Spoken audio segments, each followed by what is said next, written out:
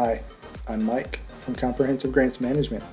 Today I want to talk to you a little bit about the upcoming Ross grant.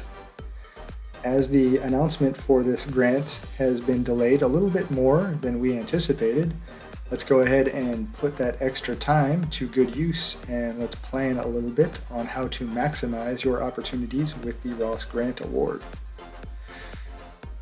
As a grant writing company, we do tend to focus very heavily on public housing authorities, and we work a lot with HUD grants, such as the Ross grant.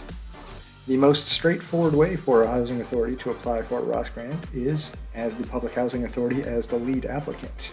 It is straightforward. You are the main target of this grant, and it streamlines the application process, but it also can potentially create limitations on the amount of awards that you can be eligible for and the number of coordinators that you may be able to hire at your housing authority.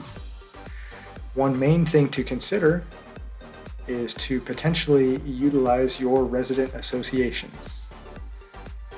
You can partner with your resident associations and have your resident associations take the lead applicant status and potentially submit for multiple applications. If you were to apply the straightforward way as a public housing authority, you are limited to that one application and you are limited to the number of coordinators that your units will support.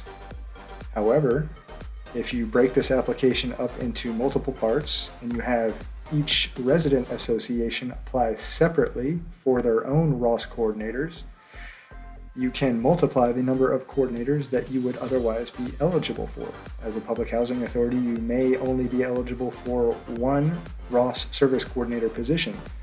But if your total public housing stock is broken between 3 resident associations, each resident association could come in as a lead applicant and apply for a Ross coordinator, which would potentially result in up to 3 Ross coordinator positions being hired within that same public housing community, whereas if you were to apply as a public housing authority, you would be limited to that one Ross service coordinator position.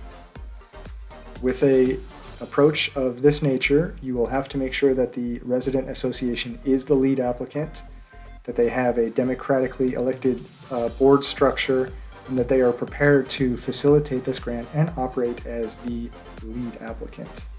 There will be some additional items that are required, such as a contract administrator to ensure that this grant is administered properly. However, with this extra work, you do have the potential for extra awards and extra Ross service coordinators to be serving your community more so than you would have if you applied simply as the public housing authority. So please consider if this is an option for you. Really work with your resident associations and you can multiply the impact that this Ross Service Coordinator grant would have on your community.